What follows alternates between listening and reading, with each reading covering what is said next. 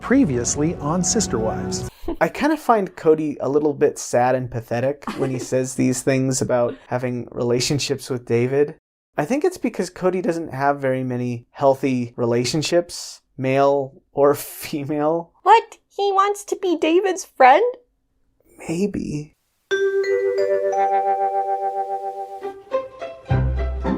Gee, Kody, I sure like to hang out with you.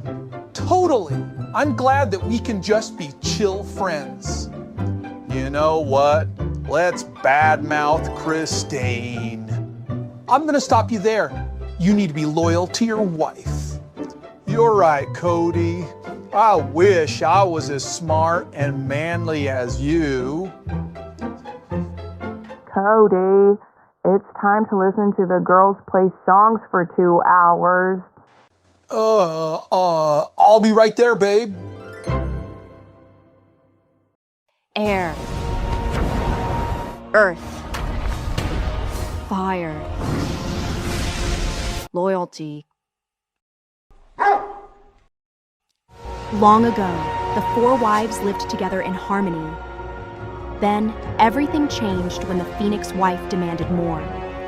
Only the patriarch, husband to all 4 elements, could play fair.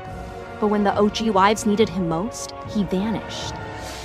18 seasons passed, and we have discovered the new star, an airbender named Christine. And although her cooking spinoff is just okay, she has a lot to live up to before she's ready to save anything. But I believe Christine can save this show.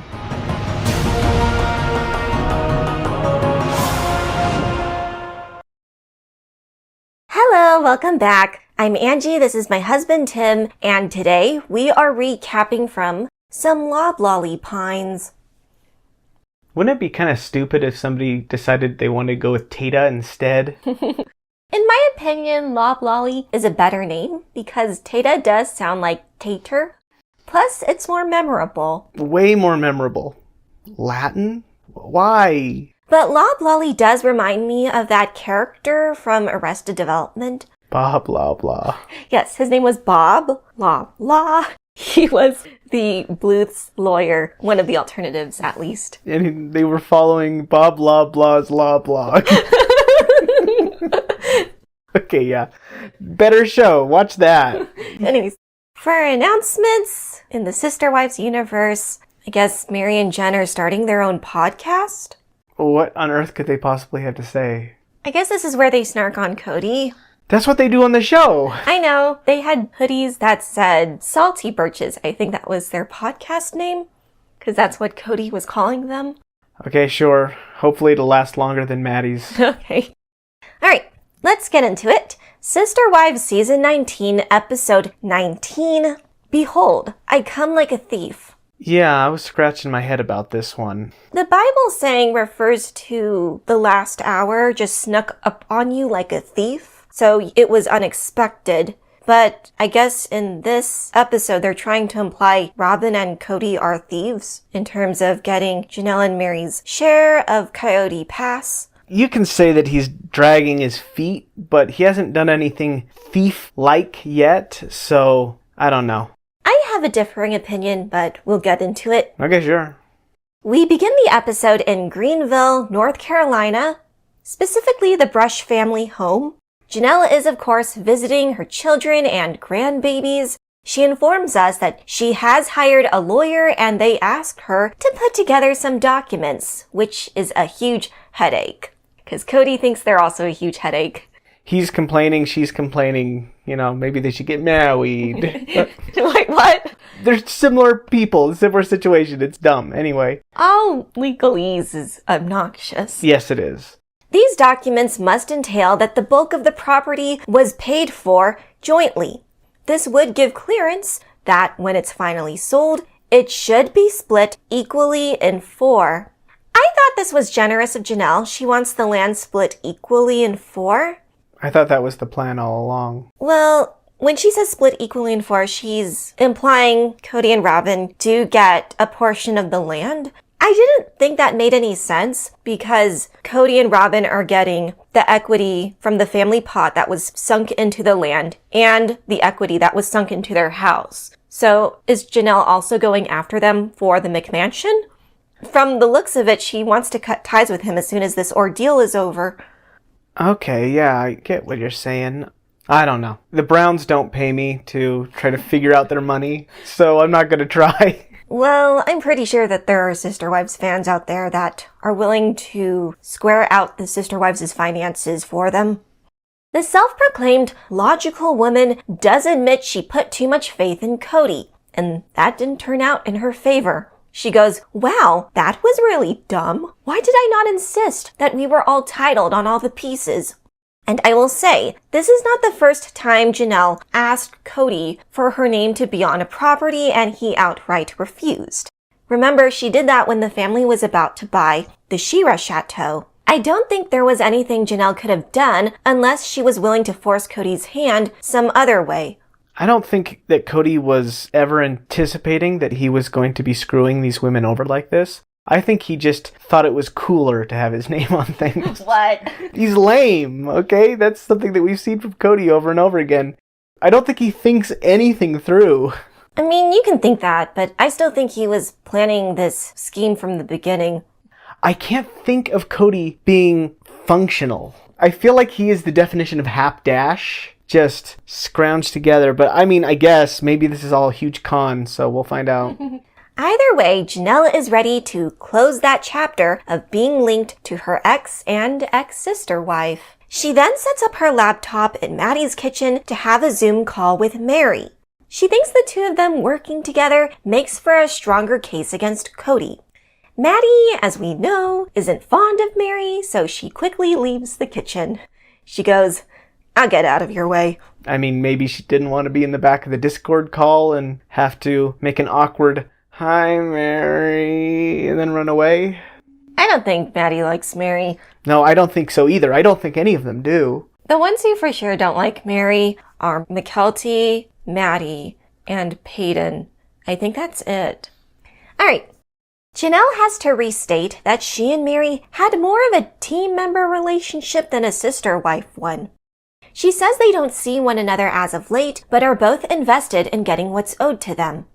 Another reason for their lack of friendship was perception. Janelle perceived Meri as being part of the Kody, Robyn, and Meri camp, so there was no real reason to interact with her.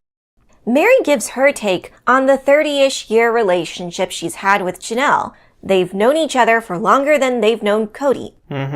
The producers then show us the scene in, I think, season 15, when Janelle had issues with Meri having the pond due to being territorial when they lived in one trailer/house. And I was thinking to myself, why didn't the producers show a more fitting clip? Like when Kody and Meri refused to drive in the same car and listen to the same audiobook about vulnerability? It might have been because weren't there new producers around that time? I know someone in my comments said Tim Gibbons had already left at the beginning of season 18, but there is definitely a different style. And the new producers probably didn't watch any of the old episodes.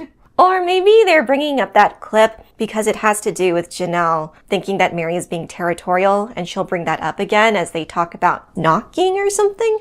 I guess. I mean, it's no secret that Janelle and Meri hate each other, and that they have hated each other for over 30 years, but they're trying to downplay it because... Are they trying to downplay it? I think a little bit. They keep saying, oh, we're not exactly friends. We don't see each other very often. They're not out there saying we hate each other and we've hated each other for forever. I can see both sides where Janelle thinks that in the current day, there is no hatred or animosity. But as we've learned in season 17, Janelle would say the early days were bad. That could also extend to things are peaceful now. But that's something they've been saying, like you said, since the beginning. They would always say, oh, well, we had trouble, but that was years ago. And then years later, oh, we were actually having trouble then, but we're good now. And then skip forward again. And that's what they would always say. Every time anybody had issue with another one of the sister wives, they would say that that was water under the bridge.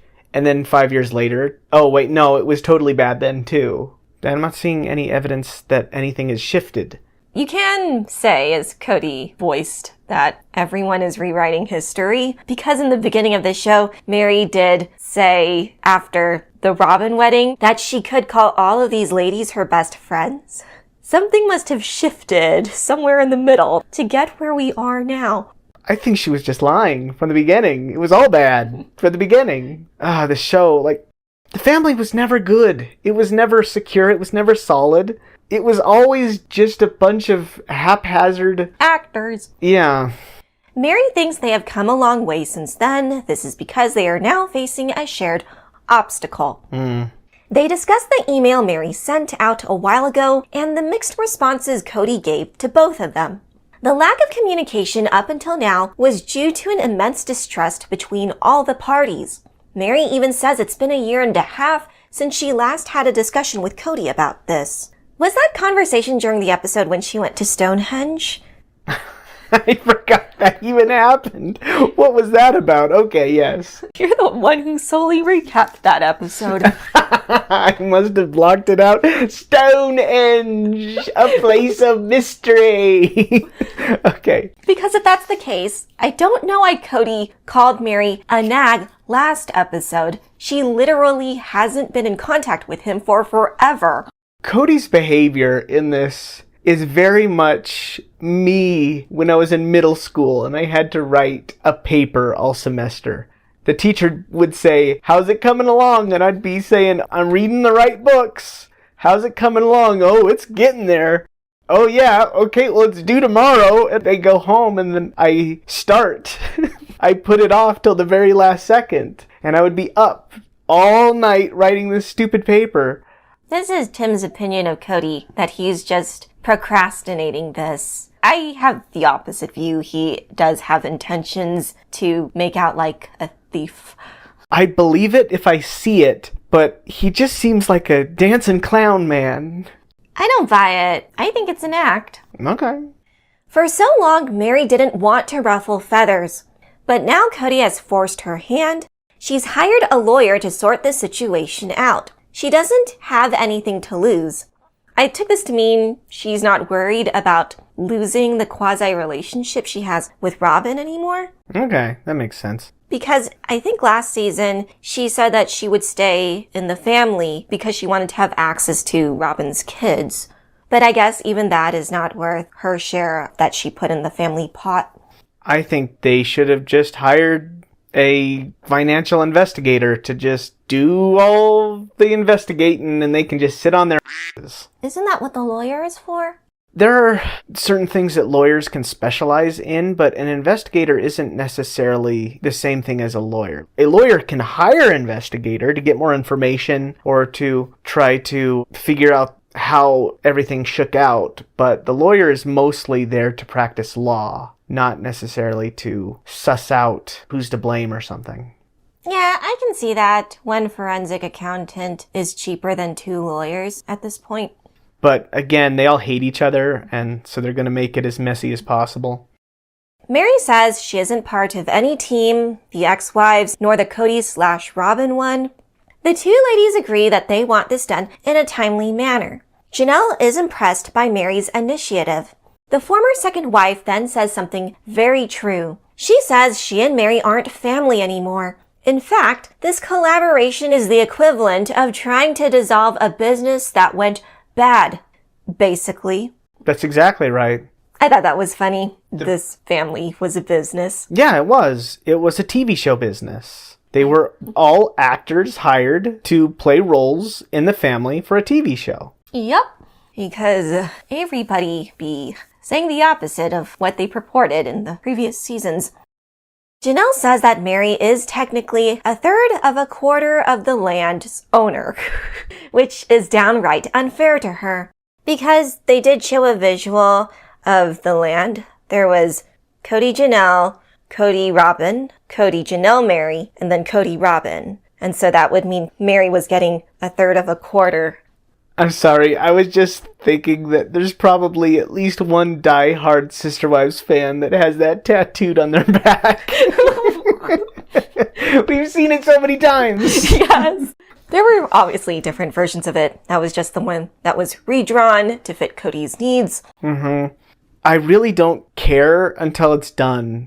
If Kody does screw them over, then he screws them over and we could have an episode about that. But at this point, we're talking about the possibility of something happening in the future. It's kind of... stretching it out. Yeah, it's like when the one little girl was missing during the wedding. Yeah. And they implied that it was because she was murdered by the river. And it just turned out to be nothing? Yes. I'm guessing that's what this is going to turn out to be. This is all just speculation and... I was listening to other podcasters. I don't know where they looked this up, but they claimed that Coyote Pass isn't sold yet. I guess. So... and I wonder, is Kody that... yes, he is. He's that shitty to just drag it out. Or, I don't know, maybe nobody bought it. Maybe nobody wants it. oh no, people want it. Oh, you think? It is a nice piece of land. It's very green. It's in a valuable location. Flagstaff is pretty ritzy. It's possible that they've priced it too high. I'm less concerned about whether or not it's sold and more, is it on the market? Because if it's on the market, then there's not much more they can do but wait or lower the price. I'm unsure of the real estate situation. I'm sure you guys can find a podcast of people who are way more into investigating this kind of stuff than us. You should check with them. Meri agrees with Janelle and says they all put equal money into the lots, so they should be given what's owed to them. We get Baldylocks on the couch claiming that it wasn't equal in terms of putting in money for the land. He paid for an entire lot all by himself. He backtracks on that, saying it was closer to 92%, which I don't know if that's true. Does he mean the $10 he paid Christine when she quit-claimed her parcel to him? Or does he mean he paid the money that was owed on the entire property to avoid the balloon payment deadline? I don't know. Speculating on it is too much. Later on, he does say that he would keep 25%, whatever that meant. So I'm not sure what anybody's plan is. Again, I don't know if he even deserves that much, considering the family funds in their house. This storyline isn't interesting. It's just tiresome. And redundant. And boring. It would be like any other TV show where the plot is the people on the reality show talking about how much money they get from the reality show. It's... no! You have a reality show because you have a unique thing that you can share with the world that is entertaining or educational or at the very least not painful. But these people, their problem is the same problems everybody else has. Why are we giving them money for the show? I guess because we've been watching them the longest. They've outlasted the Duggars and Little People Big World, or Seven Little Johnstons or something. I don't know. I guess slow and stupid wins the race. Moving on. Meri explains to us with a graphic saying Kody's name is on all 4 parcels. Kody dismissed any clarification to its division, saying that his exes are the problem for asking questions. There's an episode of The Simpsons where Marge yells to Homer, "Are you ready?" And you see Homer and he says, "I just gotta put my shoes on." And he's in his underwear playing with a model train set. He's got such bad ADD, and he's so lazy that he's just not doing it. There's nothing to report because he hasn't done anything. Okay. It's possible that Kody actually is screwing them over. It's more entertaining for me to think that he's this stupid. Yeah, but him being stupid is a little more digestible than him being purposefully Machiavellian towards his exes. Anyway. But sometimes you need to face the music. Kody is possibly a villain. Oh, no, I think that's entirely possible, but talking about how he could potentially screw these women over isn't a plot line. It's just conjecture and creating something from nothing. What if we had a reality show where the entire premise of the reality show is that we were convinced that the neighbors might light our house on fire? And that was every episode. We're like, oh, we just know they're going to do it. We just know they're going to do it. And then we go to the neighbor and the neighbor's like, what are you guys talking about? And it comes back to us. We're getting a lawyer. We're getting a lawyer for when they burn our house down. Yeah, maybe they should wait to see if it happened, which I don't know if we should wait, because clearly it still hasn't happened. Nothing has happened. He just has to get his shoes on. All right. Okay. Meri knew where her heart was when she legally divorced Kody 10 years ago. She trusted him back then due to all of his promises. She had no reason to doubt him. Janelle suspects Kody has a scheme that he doesn't want anyone to know about. She hopes he isn't being malevolent, but has no idea what kind of person he is anymore. Just like Meri, Janelle also volunteered to move things forward, but her ex was stubborn about his name being on all the titles. Kody once again maintains that things are getting done. He's just procrastinating it. He goes, quote, "I am not your servant to boss around. They could be doing this paperwork themselves. Plus, I'm not interested in doing it." Cody's a little too honest in this one. Again, Kody, your exes can't do the paperwork because their names aren't on all of the titles, as Meri said in the last episode. Just hire someone to do it. That's it. You guys are rich enough for QVC, for RVs, for giant indoor water fixtures. You can get a professional. Do you think that they're purposely dragging this out just so there's something to have on the TV show? Yeah, again, that was the consensus, where stuff was spliced in because they had to pull a lot of footage out. I think that they only ever had to cut out about 15 minutes of footage. That's it. Just take any of the other children. Let's take Ysabel, for example. Take all of the Ysabel footage. All of it. Cut it out, splice it together. It's probably about 8.5 minutes long. Well, it's not just when Ysabel appears on screen. It's what is her plot line? How does that relate to what Kody and the parents are talking about when it relates to her? And in this case, it was Kody's ongoing conflicts with his sons and how that contributed to his state of mind. See, the reason I can't believe it is because that would be quality content that I'd be interested in knowing about, and this show has never given us that. I actually liked seasons 16 through 18.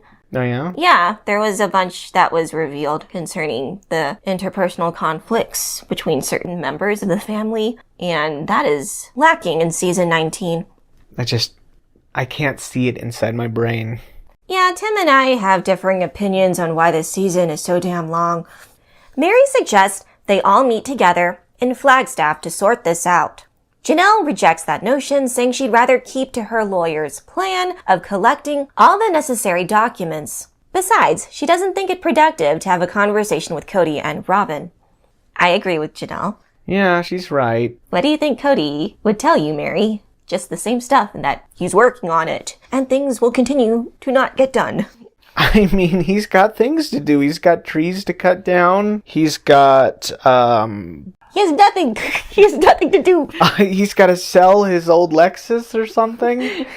He's got stuff to do. He can't just spend all of his time filling out forms to get this stuff done. He's a busy, busy man. I'm obviously not serious in this, but Kody's never been a serious person. So obviously he's going to drag his feet on this because that's what he does. That's what he does. And we are reaping the consequences. All the pain. I keep thinking that we're like the meme of the one child in the bed, and we are taking all of the arrows of boredom for all the people in the fandom that don't watch the show anymore. I think the people that are enjoying the show the most are the people that are enjoying the podcast reviewing the show, because it does add to the fandom's discourse of it. So, do you think that anybody actually enjoys purely the show? I don't think it's possible to enjoy the show without interacting with the fandom, because they help you get through this. Mm-hmm. You go through it together. Oh, it's communal suffering. Oh, it's just a fandom of masochists. Back to the recap. The video call ends with Janelle saying she needs to fight for what's hers because no one is going to. The film crew heads to Moab. We pick up where we left off in Christine and David's storyline. They are visiting their Airbnb to move furniture into it. Joy. Christine labels this endeavor as a big deal. She wants to make this little investment property unique. She wants each room to be themed. David jokes saying he wants one of the rooms to be shrimp-themed. Christine is confused. Shrimp? Do you mean everything is miniaturized? He denies that. He means the cocktail shrimp. Okay. Which, as we see later, I was disappointed that this room didn't have any shrimp plushies. It was just peach-colored. I mean, the bed was. Mm-hmm. I don't think it warrants being called the shrimp room, but... Maybe they added pictures and frames later. Put a cool poster on the wall. Mm-hmm. Christine says this is common for David to spitball ideas. We then get a funny impression of the both of them pretending to be Bubba Blue. They go, fried shrimp, shrimp gumbo, shrimp burger. Which is funny because 2 episodes ago, we thought David had the same cadence as Forrest Gump when he speaks. But they're obviously referring to a different character from that movie. I still thought that was serendipitous. Yep. Back to the shrimp room. I thought the shrimp animated character David was referring to was that cocktail shrimp from Shark Tale. Never seen it. That was when Lenny the shark was divulging to his dad he's a vegetarian, and the little shrimp squeaked, "You're a good person." Aww. You don't remember that trailer? No, I don't. DreamWorks. I was trying to figure out what movie it was too. And That or Finding Nemo, Jacques. maybe. He was a cleaner shrimp. But why was he thinking of shrimp anyway when he's thinking of bedrooms? That was my confusion. He's probably hungry, wants shrimp, which, by the way, Tim is allergic to shrimp and all shellfish. I don't know. I don't feel like I'm missing out, that's for sure. Anyways, that's where my head went to in terms of shrimp. Who knows what animated movies David watches? I couldn't fathom it'd be any good ones. Why? I don't know, because he's probably gonna, like you say, watch Shark Tale. I haven't watched that. I just know what the trailer looks like. I don't know what a shrimp room is, so his mind is off in different realms of reality, so, David's a deep man. He's a deep thinker. Other ideas Christine likes are giraffes. They are her favorite animal because they are awkward and graceful at the same time. I guess that's how she describes herself. Yeah, that tracks. She also produces very tall children. Again, I don't know what an animal-themed room is. It's like the color palette. Yeah. You're an artist. You should know this. What? A giraffe-themed room could be giraffes, or it could be, I guess, the color of giraffes. Make it Moab themed. People don't go to Moab so that they could have a giraffe themed room. I think the living room is sisterwives themed. She has a little corkboard, I think, in the living room of the Airbnb with old clippings of their show, which is weird. Her ex's face is in her house. I'm even more uncomfortable with this Airbnb than I was just 30 seconds ago. Because obviously the people that are staying are well aware she is the owner, and I guess they want something familiar to verify their purchase, that yes, this is indeed owned by a famous person. That's with that face. That's how I feel. Okay. I bet you're thinking that a shrimp-themed room isn't so stupid now. I mean, in comparison, yeah. As they drive, Christine does say she is making plans to legally change her last name to Woolley. She thinks taking on this name would make her more productive. Wait, what? How's that supposed to work? I guess she feels bad mojo connected to Kody's name. Whatever. I don't know. She contrasts her life of being with Kody to David again, which I will say, I don't care if it's the producers asking her to compare the two men or if Christine's doing that on her own. It's getting real old to constantly hear these comparisons. I get it. Christine likes David more. She's been very vocal about that every episode since he was introduced. But right now, production, you are making Christine look a little pathetic when you constantly ask her to talk about Kody. So stop doing that. I also just think that Christine likes to say it. Ooh, I don't want, again, Christine fans to come for me. Well, they can come for me then.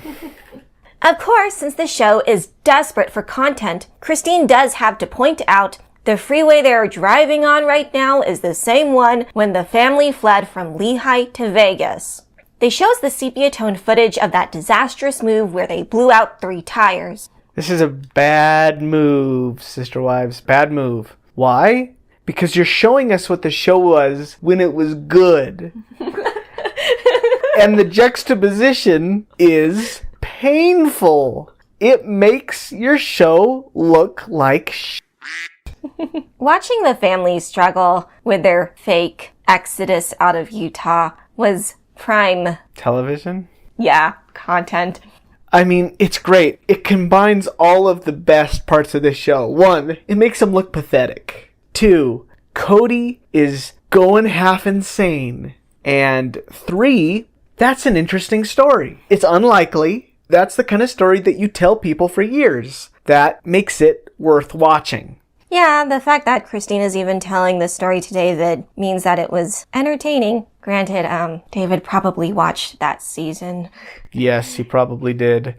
Christine looks back at that chaos with humor, saying if there was a sign from God that they weren't supposed to move out of Utah, they received that warning 10 times over during that trek. I remember Kody saying in that episode they traveled 20 miles in 6 hours. That was ridiculous. It's also not going to be the last time in this episode that they show us clips from a better episode. The one where Kody can't find the screws. Oh yeah! He was just frantic. He was blaming Logan for not storing it right. Alas, they were in Janelle's house the whole time. Yeah. Christina's just relieved she doesn't have to go through life that unprepared anymore. She trusts David completely and is excited to set up this business with him. They arrive to the Moab house. David has a good first impression of its interior. This is a positive considering Christine knows how scrupulous he is about construction. You'd think that he would be a good person to get feedback on buying a house before you buy it? I don't know. This is her baby, so I guess she didn't want his initial input. He's an asset. A valuable asset. Again, I know that Christine is making this about her independence, but if you're going to be serious about doing this as a business and not as a self-esteem booster, then you should have asked... Yeah, someone who is qualified in the housing industry. Which makes me think it's less of a business and more of a, I'm a real business lady. You know, they're both independently wealthy. If this venture doesn't turn out the way they hoped, it's not the end of the world. No, it isn't. Christine talks about how good it is for her as a woman to have more income-producing avenues. She equates having more of these revenue streams as being more of an effective human being. You're making money. Don't make it into some sort of moral thing. Yeah. The rest of this scene is just a big advertisement for her short-term rental, so I'm gonna skip it. Thank God. Fast forward however many days, Janelle has arrived. She remarks on the fact that she didn't knock upon entering. Oh boy. I hope she doesn't make this into a big thing. We segue into a discussion about the early days. We have the book. We don't need this. When Kody and Janelle were newlyweds, it was the norm for their culture to not knock. And I'm curious what culture she was referring to. Is it the Wyoming culture or the AUB culture? Because clearly Meri wanted people to knock and she was from both groups. Yes, which leads me to believe that Christine and Janelle are making it up. Anyways, Christine divulges that Robyn had a rule where you had to knock before entering, and Meri had too many rules in her house, so much that her kids didn't want to hang out there. Which confused me because in season 3, Meri said it was usually the teenagers that gravitated to her part of the house. After family functions in Utah, the teenagers would gravitate to my house and we'd sit up late at night talking or just kind of have fun together. And that's different now that we're in separate homes in Vegas. And now Christine is saying the opposite in that her kids hated being there. However which way it went down, Meri and Robyn assert that the knock they wanted wasn't to inconvenience the other families. It was more of an announcement knock. They just wanted people to make a noise as they were entering. This was important in the event, they stepped outside their rooms naked. Yeah, that just makes sense to me. Mm-hmm. I don't want to turn around and there's somebody in my house that I didn't know was there. If I turned around and my brother was in the house, I'd also just be like, ah! What are you doing in my house? It's not that they're not welcome, just... I don't know, my reflexes. I'm like a tiger. don't know. It would scare the crap out of me, just them there all of a sudden, you know? Yeah, that's what Robyn says. She gets very startled when someone is all of a sudden in her face. I don't know. It just sounds like another one of those things where Janelle and Christine have this weird in-joke thing. Yeah, like the luggage rack. Like the luggage rack. We didn't even know what a luggage rack was. But yeah. Like you said, Tim, I think it's valid to knock. It's funny because the main reason Christine didn't want the big house in season 14 was because she claimed no one was knocking. And now she's admitting that she was the one that was doing that. In Vegas and now, you and I were a couple in our home. Whereas in the big house, the only couple time that we really had was in our bedrooms. Really, because anybody and everybody could walk in anytime. Yeah. I wouldn't feel like we could be a couple anywhere except for our room again. I wanted everybody over whenever they wanted to come over. In Robyn's house, way too many rules. You'd have to knock on the door and wait for like someone to come to the door and answer it. Meri, I felt like you had to knock. My kids always felt like there were just so many rules at Meri's house. What I kind of asked everybody to do was like do an announcement knock, because I get completely startled when someone is all of a sudden in my space. Knock, knock. Hi, sweetie. Hey. When my sister wives come into my home or when I go into their home, I don't think it has anything to do with who's queen wife. It has to do with this is their home and I'm going to respect their space. I mean, they just could. Well, you just going to walk through the door. Hi, I'm here. Nobody's going to do that. Nobody does that. Christine might walk through somebody's door without knocking, but I know that Janelle and Robyn wouldn't do that, and I don't think Meri would ever do it. You know, almost like a hypocrite. Yeah, but to be fair to her, she was blatantly lying in season 14. She just brought the knocking as an excuse because I do think she didn't want to get trapped inside the big house. Yeah. She needed any and all excuses to not have this go through and have her equity tied up with Kody. Yeah, Christine was already out. She was out. I don't know why she even left the cul-de-sac. That doesn't make any sense. Stay in the cul-de-sac. Yeah, she was thinking of it. She certainly had her house in her name when they moved to Flagstaff at least. But again, in the podcast with Kate Casey, Janelle did reveal Christine was thinking of leaving Kody, and Janelle advised her that she needed to be financially independent. Yeah, it's unfortunate that Janelle didn't follow her own advice. Yep. Anyways, family and extended family come in to help move furniture inside. There is a heartwarming scene where Paedon and his mom talk about Ysabel's newfound relationship with David. She was the slowest amongst the children to warm up to him. This was because she was the one that had the keenest memory of her parents' fraught marriage. That makes sense since Christine divorced Kody a few months before Ysabel went to live with Maddie, and truly was obviously shielded from a lot of the dysfunction. Okay.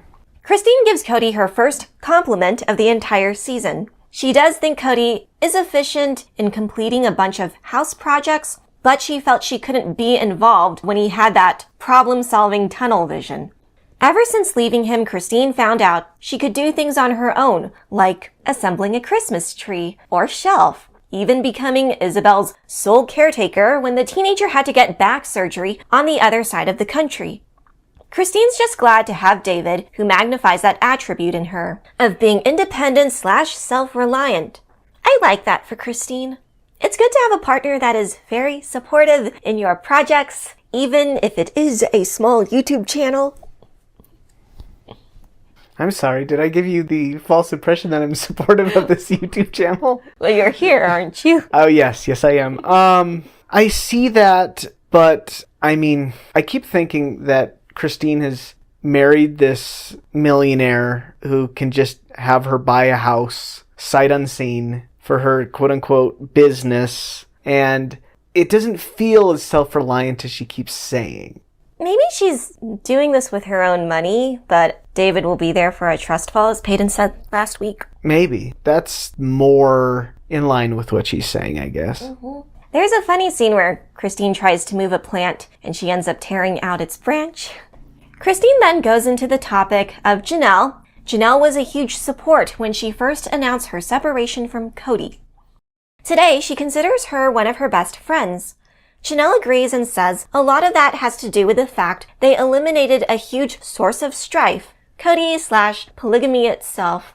Janelle remarks that their side businesses are more successful when the bureaucracy/committee aspect was taken out. They showcase more My Sister Wives Closet footage. We get it. This is episode 18, part 2, where they showcase the same topics/scenes again. Also, just imagine having a reality television show in which one of the plots is that they have side businesses, but they don't tell us what the side businesses are. Mm-hmm. Because they're just MLM bullshit. I mean, I know people hate Robyn, but her business has been a focal point for several episodes. Heck, the one when they were in the Shark Tank with the investors is my favorite episode. She's at least producing some material for us, but... Yeah, for the show. They haven't showed any of Janelle's businesses, which they probably shouldn't because they're obviously MLMs.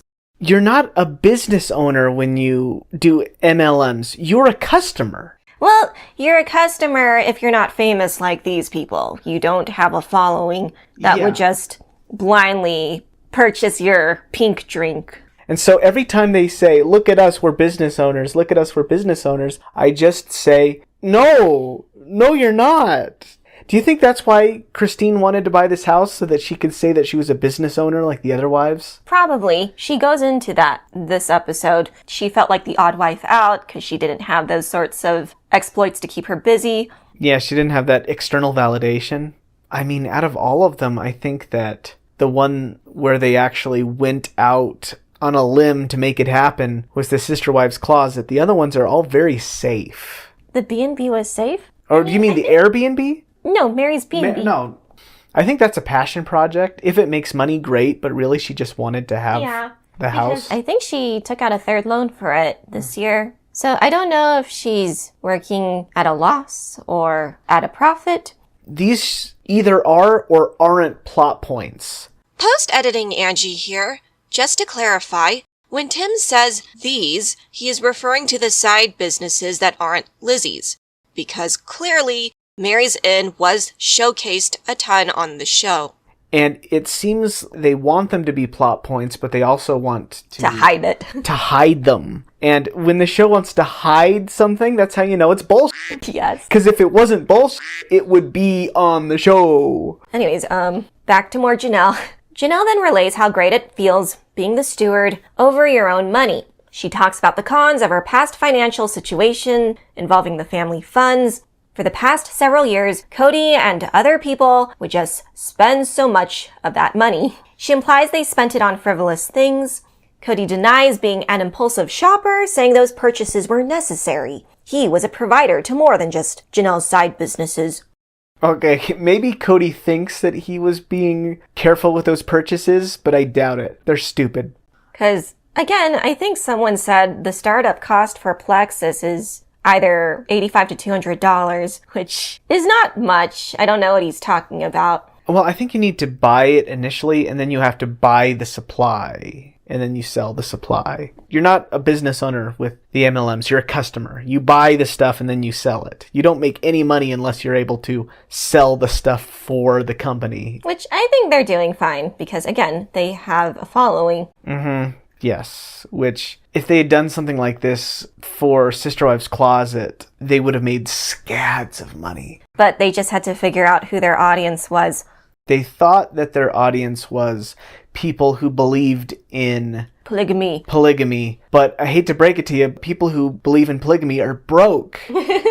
You should have been selling t-shirts saying, polygamists are stupid. With Kody, just dumb face. Or a shirt. I'm with stupid. Yeah. I'm with stupid. I'm with stupid too. I'm with all my stupid wives. They would have sold billions of those shirts. But again, they didn't understand their appeal at all. Kody points the finger to Janelle, saying that the finances should have been transparent to her since she was the family bookkeeper. Mm-hmm. That's what I said last week. She should have known how much they were paying and where it went to. Janelle rejects this accusation, saying she isn't as clued in to the money as Kody is leading everyone to believe. And as you said, Tim, this is the same issue we had last episode concerning the family pot, because it is still unclear how the finances worked in this family, at least within the last few years. Janelle says she recorded transactions and sent them to their accountant, but in this episode, she claims that she didn't know what large amounts of the money was being spent on. Can she not see what those are on the bank statements? If you're going to be filing taxes, you would need to know if money was being spent on investment things. Yeah. Or perhaps Kody is buying things under the table. He's probably buying the table. He's buying all of the bears on the table, the paintings of the table. Mm-hmm. I don't know. We don't know. They divert the topic to be about Janelle's business, Taeda Farms. Potato Farms. The name was derived from the Latin word of a type of coniferous pine that grows in the area.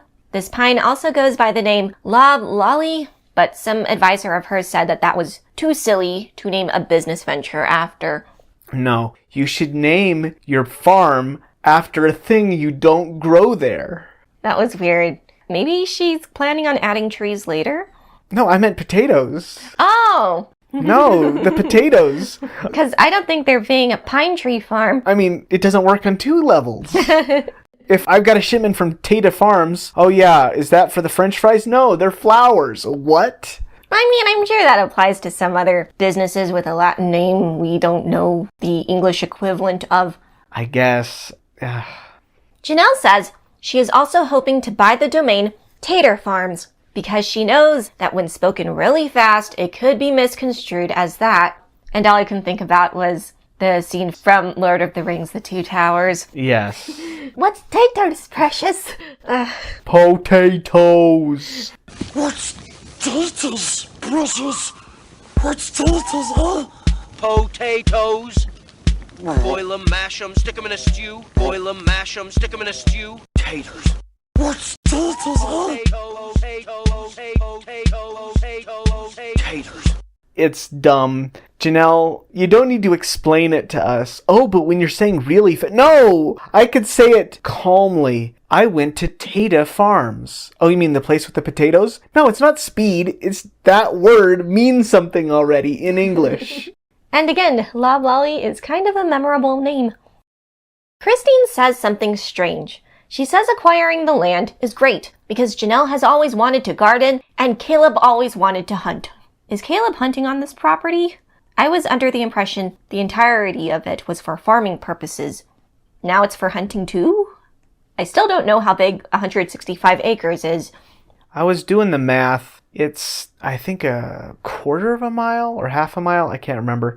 I don't know. Maybe Caleb's hunting the most dangerous prey of all. Man. I don't know. It was your Jumanji reference. It's from a book.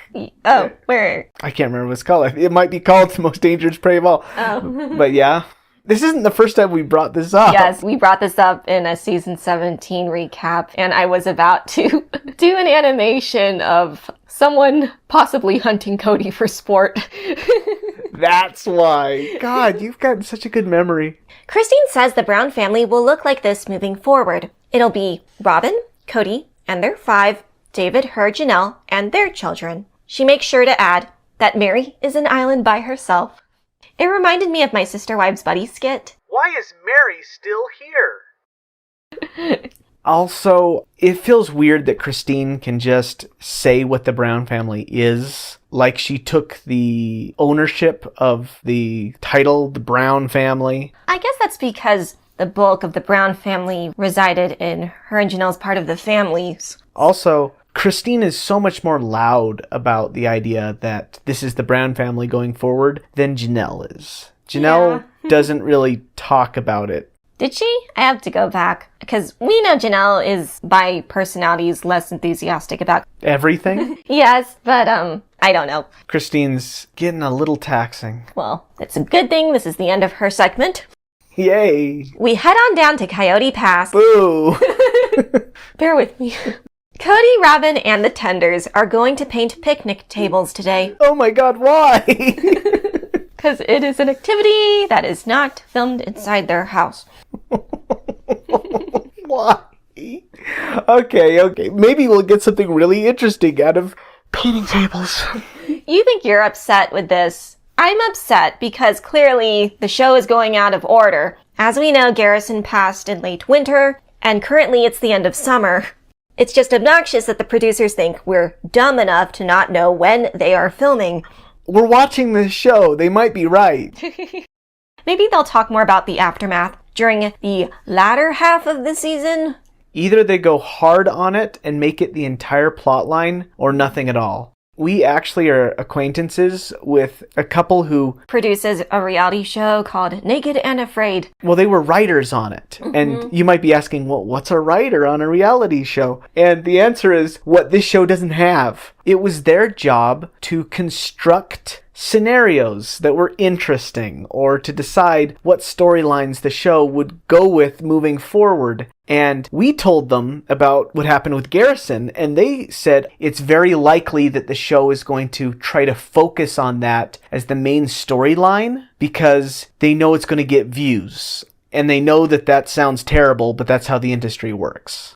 Clearly, the show has not mentioned Garrison at all the entirety of season 19, which might be considered a good thing. That might be a sign that they don't want to sensationalize what has happened. But I have no faith that they're not going to do it. I think that they just want to shuffle it around so that they can bring it up at the most dramatic point. Which again, is probably in the back half of this season. Goodness, it's 26 episodes long. I don't think there's been a season this long since season 6. They had a ton of episodes then, too. Were they still half-hour-long episodes back then? Or 40 minutes. Oh, okay. Anyways, Robyn's stepdad built these tables for her, which was revealed during a talkback episode. Sisterwives, here's a photograph of Flagstaff in the year 2073. That's Coyote Pass in the foreground, still undeveloped. It's hilarious. Some things will never change. Guess what I like about this picture? My dad's picnic tables there still. It's timeless. It's all covered in moss. Moss. Like yeah, my daddy's eternal. When Robyn was trying to explain what the hell was going on with her father-uncle, it just washed over me, and I did not care. I'll explain it more once we get to it. Okay. Ari, Saul, and Breanna proceed to scrape the old paint off the table. Kody then says something that doesn't make sense. He tells us that he's not necessarily teaching his kids how to do this, he's just using their labor to get things done. What is he trying to say? That he doesn't want to do it, so he makes his kids do it? Because it's okay to teach your kids new things. Mm-hmm. That at least sounds 10 times better than saying, I'm going to use my kids for labor. I don't know why he had to make that distinction. I think he was trying to be honest. Oh, yeah? He was using them? And that he thought that we would be endeared by his honesty and his willingness to admit child labor. But he knows the fandom. They will always try and go the route where Kody is, a dad. I don't know what Kody knows. If he really knew the fandom, I don't know if he would act any way that he does. Mm-hmm. Well, at least he's being honest. Robyn says these tables were part of a set built by her stepdad right after they bought their Vegas homes. Paul built one for her and each of her then sister wives as a means for the entire Brown family to gather in the joined backyards. That's sweet. Robyn explains some backstory about her father. Before he was her stepdad, Robyn knew him as Uncle Paul. He wasn't biologically related to her, but he was a close friend of the family. Alice, Robyn's mom, was friends with another woman and her husband. These two people would soon become Robyn's bonus mom and stepdad. Back in the day, Robyn's bonus mom pulled a Meri and asked Alice what she thought of her husband Paul. She was trying to convince the single mom that he was a good man. I'm not sure why Paul's first wife would want Alice in the family, considering how infrequently she saw her and the fact her husband was now mandated to not spend weekends with her or her children anymore. Because I thought the paltry benefits of having sister wives was the company of having a female friend close to you or more children to love, and it doesn't seem Robyn's mom had any of those since they were living in supposedly different states. I'm not going to pretend that I can explain why polygamy happens. I would have liked a chart for this instead of Coyote Pass. The reason why a woman might want to marry a man who already has a wife is obviously for the financial support and the... Salvation? Yeah, the salvation, that one. That's a wiggly one. Wiggly. But also just for the companionship and the community. And so she's going to get all three of those. The question is, what is in it for the wife? The first wife. Because she's not going to have the community with this new wife. She's just going to lose what she already has. I don't know. Yeah, I don't know. Maybe Robyn's lying. Or maybe Alice lied to Robyn. Alice, of course, accepted the invitation and married Paul. The schedule she had to follow was a bit rough. Alice had weekends with her new husband, whilst his first wife had the entire rest of the week. Every weekend, Robyn's dad would have a project he wanted to work on with Alice's children. I will say, again, the schedule is unfair because 1, Alice is only getting 2 days out of the week with her spouse. 2, it's unfair for the other wife because Paul would never have weekends with her. Weekends are obviously the time when kids aren't in school and, when they go to church. Most importantly, the families can't intermingle with one another. I don't understand why Robyn's dad didn't want his families to live in the same city, or why Robyn's bonus mom wanted polygamy in the first place. Maybe she did it as an act of charity. Please, take of my husband's and time and money. No, no woman would do that. I don't know. Who knows? Paul did work as a surveyor in Las Vegas, and he was crucial in helping the Browns scope out the city for houses. We saw this in season 2. So we met up with my dad. He actually knows the area, lived there for a lot of years. Right now we're doing a reconnaissance trip to try and find a home that'll work for us all. Robyn's dad had a lot of experience in assessing land. Robyn feels it has come full circle as she retouches the furniture he made for her. After the passing of her dad, she recalls feeling less safe since he was that security blanket for her. She tells us that her late father and Kody got along very well. They had a mutual respect for one another, which is why this project is so important to Kody. I didn't get the impression that it was important to Kody. Well, she says it was. Okay. It's obviously important to her, and Kody loves Robyn. If it was important to Kody, he'd do it himself instead of make the kids do it. Oh no, he needs to, have the kids here, so there's more characters to film. He's not left alone to do his dark thoughts. I was about to say, cut a tree haphazardly. Kody and Aurora then place the table on its side. It isn't sturdy enough for that, and it makes a resounding crack. We spend the next few minutes literally watching paint dry. Just kidding, we just watched the children paint the table blue. After this activity is done, they all return to have a picnic there. We see Kody chopping wood again. Breanna thinks that looks like fun and asks if she can join in. He instructs her on the proper form when using the axe. Breanna is taken aback at how heavy this tool is. In the background, you can hear Robyn telling Ari to get her worm off the table. The 8-year-old obeys her mom. We then see her with a handful of wet dirt poking her worm. I know people say they don't like seeing Robyn's part of the family, but I genuinely enjoyed this segment. It was a lot more interesting than I was expecting. Why? I don't know. They actually talked. It was interesting seeing Kody teach how to chop with an axe. We did see Ari picking up a worm. I think that Ari picking up a worm is way more interesting than truly biting somebody. Oh no, that is interesting too. Anytime when there's different side characters besides the parents multiplies the interesting factor of the episode by a smidge. Okay, I can see that. The older daughters were talking about their futures and their opinions on polygamy, which I hate to break it to you people, but that's what this show is about, is polygamy. And it was interesting hearing Robyn and Kody respond to that. These were all interesting things. They weren't about investment properties or breaking objects. Not in this episode. Yeah. We see Kody and Robyn go back and forth in wanting to keep Coyote Pass. Kody says they are usually on opposite sides of the issue whenever they do change their minds. When he wants the land, she wants to sell it. When he wants to offload it, she wants to hold on to it. These people are sort of holding each other back. They deserve each other. Since it is summer, Kody does say, this spot is literally the last place our family ever got everybody together. Robyn says everybody just wants out of the pain. I will say, the last place is an accurate description knowing what we know. Again, it's weird watching this out of order. They didn't think we'd notice. Kody beckons Robyn to sit with him, asking her if it's possible to just keep the land. Robyn says they can definitely afford it, but more important things take precedence. Kody's big brain idea is to keep the pawn, but buy Meri and Janelle out. he thinks his exes should get 25% of it. I don't know what he means by 25%. Does he mean 25% of its entirety or 25% of a quarter, aka a parcel of land? I assumed he meant the 25% of the whole piece of land. Because he did claim he was doing the latter when he said Meri would only get 2 of the 14 acres. I don't know what he meant in this scene. That's just the only way that it made sense to me, but again, he could pull something out of his...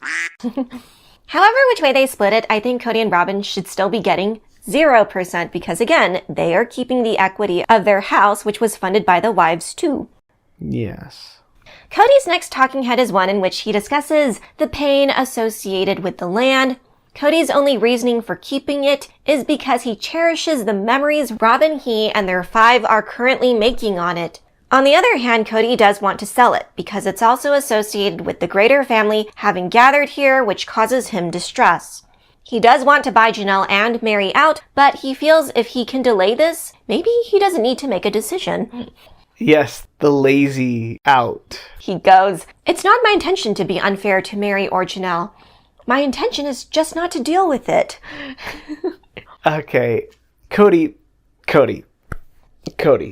People very rarely intend to be unfair. The unfairness is usually just an unintended consequence of getting what you want.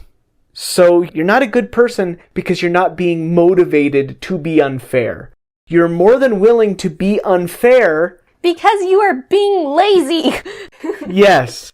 Being unfair is okay for you as long as it's an unintended consequence. You're a dumb... I think that Kody thinks that he's a lot more persuasive than he is. Oh, yes. The family sits down to eat. Aurora expresses her appreciation for Saul and Ari because they better prepared her on what it's like to be a parent. Kody has to ask Aurora if that is even something she wants, to be a mom.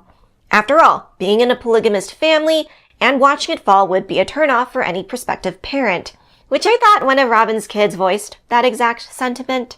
Or at least Robyn says they did. Or at least Janelle said. She claimed that Robyn's kids said they didn't want to start their own families, largely due to being bullied by the OG kids. Okay, that's hearsay.